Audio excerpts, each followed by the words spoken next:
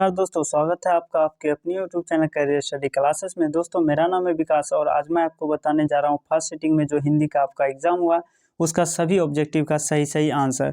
तो चलिए बिना समय गवाए इस वीडियो को स्टार्ट करते हैं। मेरे पास सेट है, लेकिन आपके पास कोई भी हो उससे मैटर नहीं करता। अगर ए है तो और अच्छा, आप एक लाइन बाय लाइन आप मिला सकते हैं। तो चलिए शुरू करते हैं। तो दोस्तों, मेरा फर्स्ट क्वेश्चन है, यानी कि भारतीय संविधान का निर्माता किसे कहा जाता है? तो डॉक्टर भीमराव अंबेडकर जी को कहते हैं। तो ऑप्शन नंबर इसका सी सही हो जाएगा। उसके बाद देखिए दूसरा प्रश्न है, सेन साहब की पांचों लड़कियां कैसी थी? तो सुशील थी। तो ऑप्शन नंबर इसका डी सही हो जाएगा। उसके बाद देखिए तीसरा प्रश्न है, यूनान व रोम के संपूर्ण साहित्य से कहीं अधिक विशाल है। तो क्या है? तो संस्कृत भाषा और साहित्य। ऑप्शन नंबर ए सही हो जाएगा। उसके बाद देखिए चौथा प्रश्न है, नाखूनों का बढ़ना किसका परिणाम है? तो ये जो है मनुष्य की अंध सहजात वृत्ति का। तो ऑप्शन नंबर इसका बी से हो जाएगा। उसके बाद दोस्तों क्वेश्चन नंबर 5 है, हिंदी तथा इसकी विविध बोलियां किस लिपि में लिखी जाती है? तो देवनागरी लिपि में। तो ऑप्शन नंबर इसका सी से हो जाएगा। उसके बाद छठा प्रश्न है, मित्र मिलन शीर्षक कहानी संग्रह किसकी रचना है?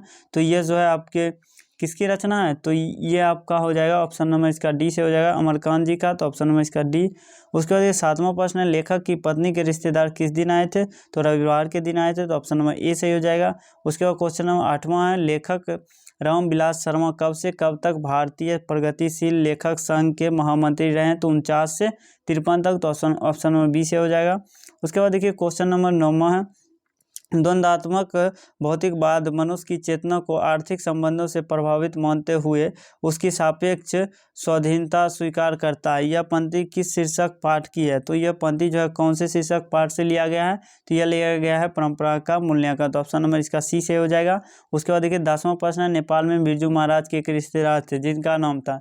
तो नेपाल में जो रहते थे वो रिश्तेदार का नाम था हरिहरलाल। तो ऑप्शन नंबर सी सही हो जाएगा। उसके बाद देखिए 11वां प्रश्न है, बिलन बब और अभिन्यू के बीच में कौन नदी है? तो कौन नदी है उनके बीच में? तो रोन नदी है। तो ऑप्शन नंबर इसका ए सही हो जाएगा। उसके बाद देखिए क्वेश्चन नंबर 12वां है, विनोद कुमार शुक्ल का जन्म कब हुआ था? तो दोस्तों विनोद कुमार शुक्ल जी का जन्म 1 जनवरी 1937 में हुआ था। तो ऑप्शन नंबर इसका बी से हो जाएगा। उसके बाद 13वां प्रश्न है दोस्तों, मछली छीनने की कोशिश कौन कर रहा था? तो दोस्तों मछली छीनने की कोशिश जो है संतु कर रहा था। तो ऑप्शन नंबर डी से हो जाएगा, संतु। उसके बाद 14वां प्रश्न है, ड्योढ़ी पर आलाप शीर्षक काव्य संग्रह किसकी रचना है? तो ये किसकी रचना है? तो ये जो है यतीन्द्र मिश्र जी का है। तो ऑप्शन नंबर इसका डी से हो जाएगा।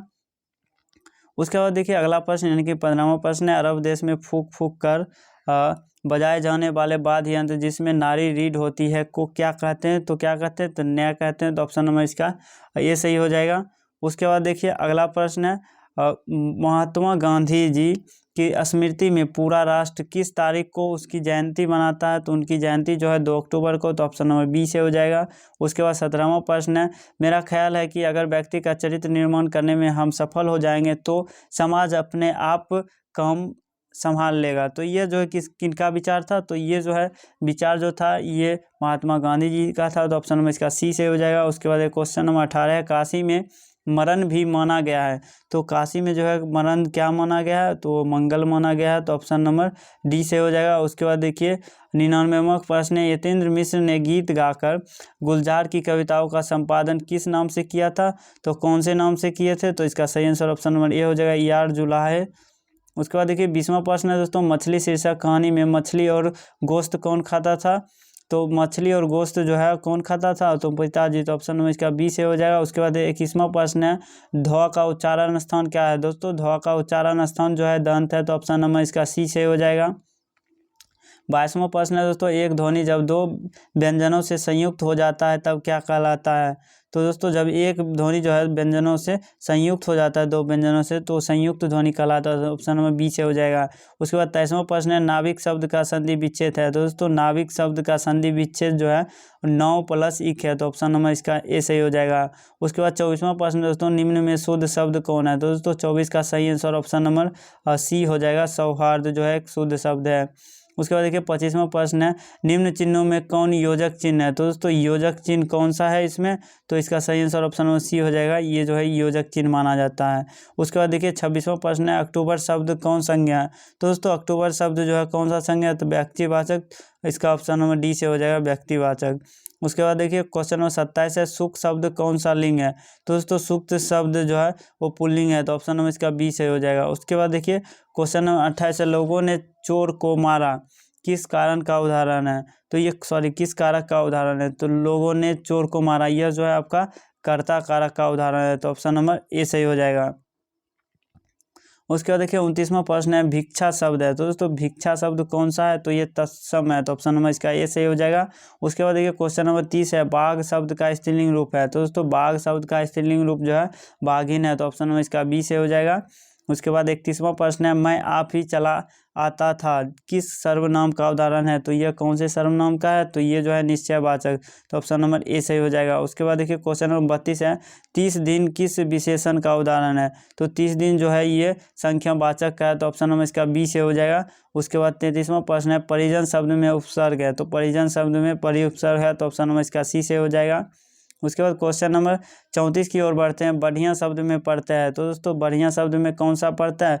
तो ईया पढ़ता है, तो ऑप्शन नंबर डी से हो जाएगा ईया।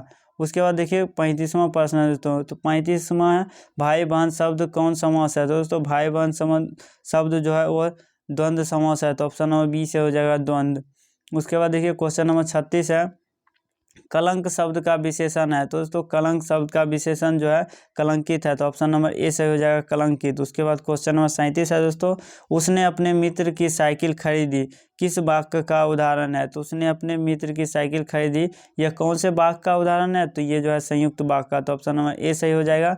उसके बाद 38वां प्रश्न है, निम्न में कौन शुद्ध वाक्य है? तो दोस्तों इसमें से कौन सा शुद्ध वाक्य है? तो ऑप्शन नंबर इसका ए से हो जाएगा, तुम्हारा यह कहना है मेरे लिए बड़ी बात होगी, तो ऑप्शन नंबर ए सही हो जाएगा। उसके बाद देखिए क्वेश्चन नंबर 39वां है, अयोध्या के राजा दशरथ के 4 पुत्र थे, किस पदबंध का उदाहरण है? तो ये कौन से पदबंध का उदाहरण है? तो ऑप्शन नंबर इसका ए से हो जाएगा विशेषण पदबंध। उसके बाद देखिए क्वेश्चन नंबर 40 है, तो कपड़ा शब्द का पर्यायवाची है, तो दोस्तों कपड़ा शब्द का पर्यायवाची पट होता है, तो ऑप्शन नंबर सी से हो जाएगा। उसके बाद 41वां प्रश्न है, गुरु नानक की रचनाओं का संग्रह किसने किया? तो गुरु नानक के रचनाओं का संग्रह जो है वो कौन किए थे? तो गुरु अर्जुन देव ने, तो ऑप्शन नंबर इसका डी से हो जाएगा। उसके बाद देखिए 42वां प्रश्न है, वाणी कब विष के समान हो जाती है? तो दोस्तों वाणी जो है कब विष के समान होती है? तो राम नाम के बिना, तो ऑप्शन नंबर ए हो जाएगा।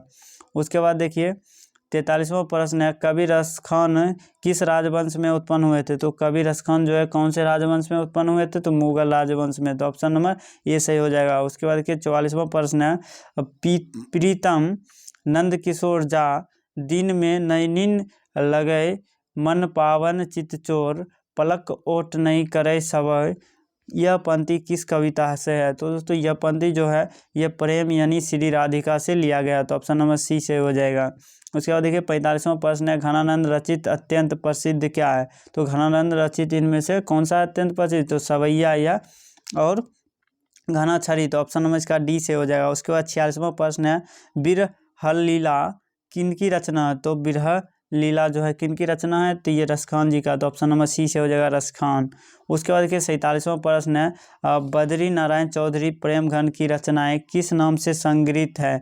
तो कौन से नाम से संग्रहित हैं? तो प्रेम घन सर्वस्व, तो ऑप्शन नंबर इसका बी से हो जाएगा। उसके बाद देखिए 48वां प्रश्न है, युगबानी किसकी काव्य कृति है? तो दोस्तों युगबानी जो है वो किसकी काव्य कृति है? तो सुमित्रानंदन पंत जी के, तो ऑप्शन नंबर सी से हो जाएगा। उसके बाद 49वां प्रश्न है, सुमित्रानंदन पंत को मानव सौंदर्य ने किस ओर आकृष्ट किया है? तो कौन से ओर आकृष्ट किया? तो संकीर्णता की ओर, तो ऑप्शन नंबर इसका बी से हो जाएगा। उसके बाद देखिए 50वां प्रश्न है, सिंहासन खाली करो की जनता है किस कविता की पंक्ति है? तो कौन से कविता की पंक्ति है? तो जनतंत्र का जन्म, तो ऑप्शन नंबर ए सही हो जाएगा।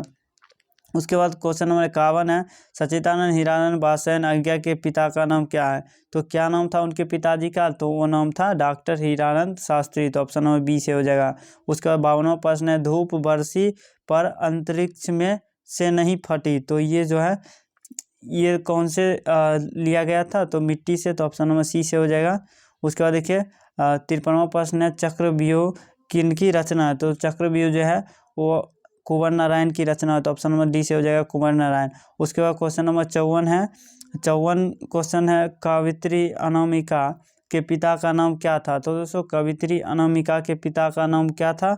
तो श्यामनंद किशोर। तो ऑप्शन नंबर सी से हो जाएगा। उसके बाद देखिए 55वां प्रश्न है, घरे सा लुढ़कता हुआ उसका घों किस पर आकर थमक जाता है? तो घरे सा लुढ़कता हुआ उनका घों जो है किस पर आकर थमक जाता था? तो अंगों पर। तो ऑप्शन नंबर डी से हो जाएगा। उसके बाद देखिए 56वां प्रश्न है, लौट कर आऊँगा फिर शीर्षक कविता किनकी रचना है? तो यह किनकी रचना है? तो वीरेंद्र डंगवाल जी का। तो ऑप्शन नंबर बी से हो जाएगा। उसके बाद देखिए क्वेश्चन नंबर 57 है, रेनर मारिया रिल्के की काव्य शैली है। तो दोस्तों रेनर मारिया रिल्के के काव्य शैली कौन सा है? तो व्यंग्यात्मक। तो ऑप्शन नंबर व्यंग्यात्मक। तो ऑप्शन नंबर सी से हो जाएगा। उसके बाद क्वेश्चन नंबर 58 है, कवि रेनल मारिया रिल्के किनके चरणों में छाले पड़ जाने की बात करते हैं? तो किनके चरणों में छाले पड़ जाने की बात करते हैं? तो प्रभु के। तो ऑप्शन नंबर सी से हो जाएगा। उसके बाद देखिए 59वां प्रश्न है, मेरे बिना तुम प्रभु शीर्षक कविता किस हिंदी कवि द्वारा भाषांतरित किया गया? तो कौन सा हिंदी कवि द्वारा भाषांतरित किया गया? तो ये किया गया था जीवनानंद दास द्वारा। तो ऑप्शन नंबर बी से हो जाएगा। उसके बाद देखिए 60वां प्रश्न है, सर्दियों की ठंडी बूझी राख सुग बुगा उठी मिट्टी सोने ताज पहन इठलाती है किस कविता पंक्ति है? तो जनतंत्र का जन्म। तो ऑप्शन नंबर ए से हो जाएगा। उसके बाद देखिए क्वेश्चन नंबर 61 है, तो जो पर के अधीन है के लिए एक शब्द है तो पराधीन है। तो ऑप्शन नंबर बी से हो जाएगा इसका। उसके बाद क्वेश्चन नंबर 62 है, कुआं खोदना मुहावरे का अर्थ है? तो कुआं खोदना मुहावरे का अर्थ होता है हानि पहुंचाने का यत्न करना। तो ऑप्शन नंबर सी से हो जाएगा। उसके बाद क्वेश्चन नंबर 63 है, छ का उच्चारण स्थान क्या है? तो दोस्तों छ का उच्चारण स्थान जो है वो तालु है। तो ऑप्शन नंबर इसका बी से हो जाएगा। उसके बाद देखिए 64वां प्रश्न है, महाजस्वी की संधि विच्छेद है? दोस्तों महाजस्वी की संधि विच्छेद होता है महाजोर ओजस्वी। तो ऑप्शन नंबर ए से हो जाएगा। उसके बाद देखिए क्वेश्चन नंबर 65 है, निम्न में शुद्ध शब्द कौन है?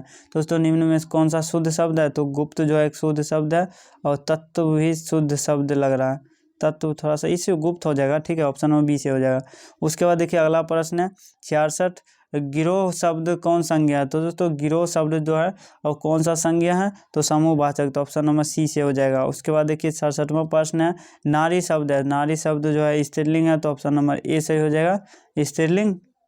उसके बाद देखिए 68वां प्रश्न है, घर से लौटा हुआ लड़का किस कारक का उदाहरण है? तो कौन से ये कारक है? घर से लौटा हुआ बोल रहा है तो ये अपादान हो जाएगा। तो ऑप्शन नंबर बी हो जाएगा। उसके बाद देखिए 69वां प्रश्न है, वह देखता है किस काल का उदाहरण है? तो ये कौन से काल का हो जाएगा? तो वर्तमान काल का। तो ऑप्शन नंबर ए हो जाएगा। 70 नंबर क्वेश्चन है, विमुख शब्द में उपसर्ग है? तो विमुख शब्द में कौन सा उपसर्ग है? तो बी। तो ऑप्शन नंबर बी से हो जाएगा। उसके बाद देखिए 71वां प्रश्न है, जनता शब्द में प्रत्यय है? तो जनता। तो ऑप्शन नंबर सी से हो जाएगा। प्रत्यय पूछा जा रहा है तो ऑप्शन नंबर सी। उसके बाद देखिए 72वां प्रश्न है, देह चोर शब्द कौन समास है? तो दोस्तों देह चोर शब्द जो है तत्पुरुष है। तो ऑप्शन नंबर डी से हो जाएगा।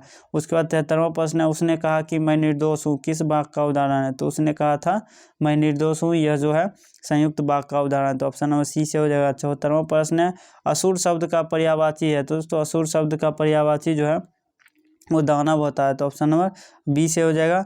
उसके बाद देखिए 75वां प्रश्न है, एकता शब्द का विलोम है? तो दोस्तों एकता शब्द का विलोम होता है अनेकता। तो ऑप्शन नंबर इसका सी से हो जाएगा। उसके बाद क्वेश्चन नंबर 76 है, जिनके शेखर पर चंद्र हो के लिए एक शब्द है तो उसे चंद्रशेखर कहते हैं। तो ऑप्शन नंबर इसका डी से हो जाएगा। उसके बाद क्वेश्चन नंबर 77वां है, एक पंथ दो काज मुहावरे का अंत है तो एक काज से दो लाभ। तो ऑप्शन नंबर सी से हो जाएगा। उसके बाद देखिए क्वेश्चन नंबर 78 है, आटा शब्द है? तो दोस्तों आटा कौन सा शब्द है? तो आटा जो है एक पुल्लिंग है। तो ऑप्शन नंबर बी से हो जाएगा। उसके बाद देखिए क्वेश्चन नंबर 79 है, पंख शब्द है? तो दोस्तों पंख कौन सा शब्द है? तो देशज है। तो ऑप्शन नंबर सी से हो जाएगा। उसके बाद क्वेश्चन नंबर 80 है, चौराहा शब्द कौन सा समास है? चौराहा जो है वो द्विगुण समास है। तो ऑप्शन नंबर सी से हो जाएगा। उसके बाद क्वेश्चन नंबर 81 है, उदय शब्द का विशेषण है? तो दोस्तों उदय शब्द का विशेषण कौन सा है? तो उदित है। तो ऑप्शन नंबर डी से हो जाएगा। उसके बाद क्वेश्चन नंबर 82 है, पानी शब्द कौन संज्ञा है? तो दोस्तों पानी शब्द जो है द्रव्यात्मक संज्ञा है। तो ऑप्शन नंबर बी से हो जाएगा। उसके बाद क्वेश्चन नंबर 83 है, पीताम्बर शब्द का संधि विच्छेद है? दोस्तों पीताम्बर शब्द का संधि विच्छेद पीत जोर अंबर होता है। तो ऑप्शन नंबर सी से हो जाएगा। उसके बाद क्वेश्चन नंबर 84 है, संयोग शब्द का विलोम है? तो दोस्तों संयोग शब्द का विलोम जो हो जाएगा वियोग हो जाएगा। तो ऑप्शन नंबर डी से हो जाएगा। उसके बाद क्वेश्चन नंबर 85 है, छत के उतरी हुई लता किस कारक का उदाहरण देती है? कौन से कारक का उदाहरण है? तो अपादान का। तो ऑप्शन नंबर ए सही हो जाएगा, अपादान कारक। क्वेश्चन नंबर 86 है, श्रीनिवास जी का जन्म कहाँ हुआ था? तो दोस्तों श्रीनिवास जी का जन्म जो हुआ था वो अजेरी राजस्थान में। तो ऑप्शन नंबर इसका डी से हो जाएगा। उसके बाद क्वेश्चन नंबर 87 है, लड़का अगर कुछ उधम करता है तो उसे मना करने का हक मुझे नहीं, यह किसने कहा? तो यह शब्द किसने कहा था? तो यह शब्द जो है नजम्मा ने कहा था। तो ऑप्शन नंबर इसका सी से हो जाएगा, नजम्मा। उसके बाद देखिए क्वेश्चन नंबर 88 है, तुरई के फूल की तरह खिलखिलाकर हंसते हुए लोग सहसा मुरझा गए, यह पंक्ति किस कहानी से लिया गया है? तो दोस्तों यह पंक्ति जो है आपका लिया गया है माँ से। तो ऑप्शन नंबर इसका सी से हो जाएगा। उसके बाद देखिए 89वां प्रश्न है, बारी बारी से गांव के लड़के किसकी निगरानी कर रहे थे? तो किनकी निगरानी कर रहे थे? तो वो कर रहे थे दलेई बांध की। तो ऑप्शन नंबर ए से हो जाएगा। उसके बाद क्वेश्चन नंबर 90 यानी कि 90वां है, मंगू की माँ अस्पताल के लिए किसकी उपमा देती थी? तो किसकी देती थी? तो गौशाला की। तो ऑप्शन नंबर बी से हो जाएगा। उसके बाद क्वेश्चन नंबर 91वां है, ईश्वर पटलीकर कहाँ के लोकप्रिय कथाकार थे? तो ये कहाँ के थे? तो ईश्वर पटलीकर जो है गुजरात के थे। तो ऑप्शन नंबर सी से हो जाएगा। उसके बाद 92वां प्रश्न है, धरती कब तक घूमेगी कैसी कहानी है? तो दोस्तों ये जो है सामाजिक कहानी है। तो ऑप्शन नंबर ये डी से हो जाएगा। उसके बाद देखिए 93वां प्रश्न है, अगले दिन सीता ने क्या किया? तो घर छोड़ दिया था। तो ऑप्शन नंबर इसका ए सही हो जाएगा। उसके बाद क्वेश्चन नंबर 94वां है, पापती बेहोश क्यों पड़ी थी? तो क्यों पड़ी थी? तेज बुखार के कारण। तो ऑप्शन नंबर सी से हो जाएगा। दोस्तों अगर वीडियो आपको अच्छा लगा तो वीडियो शेयर करें और वीडियो को एक लाइक जरूर कर दीजिएगा और चैनल को सब्सक्राइब कर लीजिएगा ताकि इसी प्रकार से आपको वीडियो मिलता रहे। 5वां प्रश्न है, मंगू कब से पागल है? तो कब से ये पागल है? तो जन्म से ही। तो ऑप्शन नंबर डी से हो जाएगा। उसके बाद क्वेश्चन नंबर 96 है, पागलों के अस्पताल में उपद्रवी मरीजों को कैसे रखा जाता था? तो कैसे ये रखा जाता था? तो रखा जाता था सॉरी उसमें थोड़ा सा इसमें डाउट है तो आप देख लीजिएगा। ऐसे 96 का बंद कर या कमरे में बंद करके आप देख लीजिएगा, ठीक है दोस्तों। 97वां प्रश्न है, मंजू को अस्पताल में भर्ती करने के लिए माँ के पुत्र ने किसका ऑर्डर प्राप्त किया? तो मजिस्ट्रेट का। तो ऑप्शन नंबर बी से हो जाएगा। उसके बाद क्वेश्चन नंबर 98वां, लक्ष्मी अपनी दोनों लड़कियों और छोटे बेटे को सुलाकर कहाँ गई थी? तो वह जो है रसोई घर में गई थी। तो ऑप्शन नंबर सी से हो जाएगा। उसके बाद क्वेश्चन नंबर 99, अरे अपनी अमीरी दिखाने के लिए रसम लाई भेजी है क्या? यह किसने कहा? तो दोस्तों यह शब्द जो है नारायण की पत्नी भवरी ने कहा था। तो ऑप्शन नंबर ए से हो जाएगा। क्वेश्चन नंबर 100 है, वल्ली अम्माल से कहाँ के डॉक्टर ने पापती को लेकर मदुरई जाने को कहा था? तो कहाँ के? तो ये हो जाएगा गांव के। तो ऑप्शन नंबर बी से हो जाएगा। दोस्तों उम्मीद करता हूँ वीडियो पसंद आया हो तो लाइक करें, शेयर करें, चैनल को सब्सक्राइब कर ले। मिलते हैं अगले वीडियो के साथ, तब तक के लिए जय हिंद।